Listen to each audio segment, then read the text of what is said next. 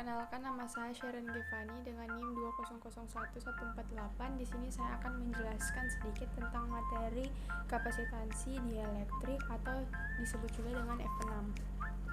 Baiklah, masuk pada bagian abstrak.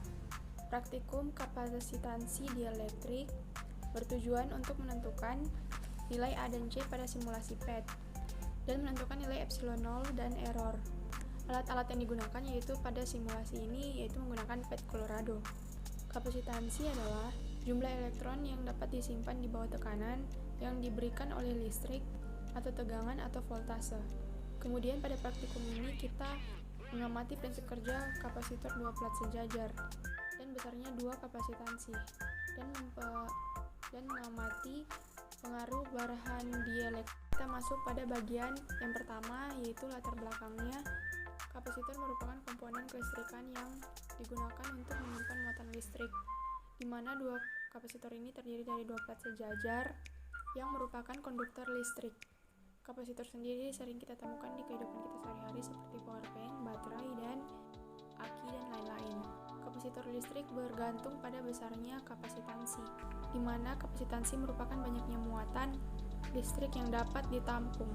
Jadi semakin besar kapasitansi sebuah kapasitor, maka semakin banyak pula muatan listrik yang dapat ditampung. Dan salah satu cara memperbesar kapasitansi pada kapasitor yaitu dengan menambahkan sebuah masuk pada bagian tujuan. Yang pertama, memahami prinsip kerja dua plat sejajar pada kapasitor. Yang kedua, mengamati hubungan antara parameter dua plat sejajar dan besarnya kapasitansi. Kemudian yang ketiga, mengamati pengaruh bahan dieelektrik terhadap besarnya kapasitansi. Pada dasar teori yang pertama, kapasitansi dieelektrik atau F6. Kapasitor merupakan komponen dieelektrik yang dapat menyimpan muatan listrik. Kapasitor sendiri dia ditemukan oleh Michael Faraday pada tahun 1791 sampai 1867. Struktur sebuah kapasitor terbuat dari dua plat metal yang dipisahkan oleh suatu bahan dieelektrik. Bahan-bahan dieelektrik yang biasanya dikenal itu seperti vakum, keramik, gas, dan lain-lain. Kemudian jika ujung tegangan metal diberikan tegangan listrik, maka muatan-muatan positif akan berkumpul pada salah satu kaki elektroda metalnya, dan pada saat yang sama muatan-muatan negatif akan terkumpul pada ujung metal yang satunya lagi. Muatan positif tidak dapat mengalir pada ujung kutub negatif. Kita masuk kepada bagian metodologi. Di sini kita dapat melihat ada flowchart. Yang pertama adalah kita klik start, kemudian kita membuka link pad, kemudian kita mengatur variabel rangkaian, kemudian kita melakukan pengukuran, kemudian kita mencatat data, kemudian kita membuat tabel dan grafik, kemudian ada pembahasan. Kita masuk pada bagian alat. Yang pertama kita menggunakan simulasi PET melalui link, kemudian kita setelah itu mendownload Java agar dapat mengakses link PET tersebut. Kemudian yang ketiga ada plat, kemudian yang keempat ada baterai. Baiklah, kita akan masuk pada prosedur kerja. Yang pertama kita buka simulasi yang telah kita tunggu dari PET, kemudian kita membuat rangkaian seperti gambar berikut. Kemudian kita mengatur beberapa variabel pada rangkaian berikut. Yang pertama ada A, nilai tegangan input rangkaian dengan cara menaikkan pin voltase pada baterai. Kemudian yang B ada jarak antara plat. Kemudian C ada luas pengalaman.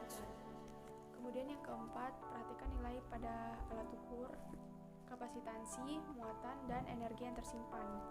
Catat hasilnya pada tabel hasil simulasi.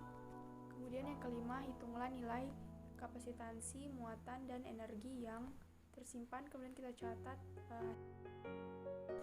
Baiklah, di sini kita melihat yang kita centang ada kapasitansi, kemudian ada muatan plat. Kemudian di sini kapasitansinya 0,98 kali 10 pangkat min 13. Kemudian dengan jarak 9 mm. Kemudian dengan luas plat 100,0 mm persegi dan baterai 1,5 volt. Kemudian jika kita tambahkan dengan penambahan 5 menjadi 106,0,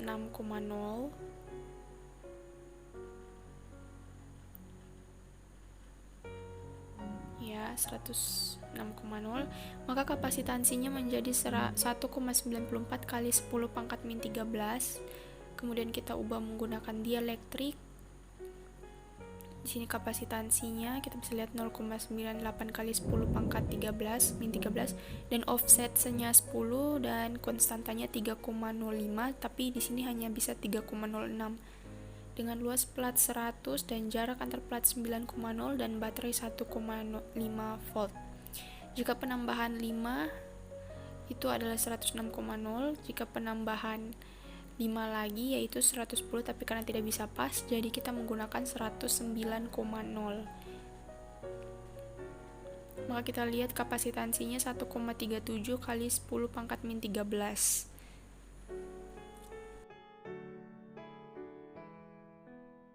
Baiklah, di sini adalah hasil yang kita dapatkan dari simulasi PET. Ada tabel perhitungan dengan pencaharian, juga kemudian ada tabel hasil regresi linearnya. Kita dapat melihat di sini nilai-nilai yang ada di dalamnya.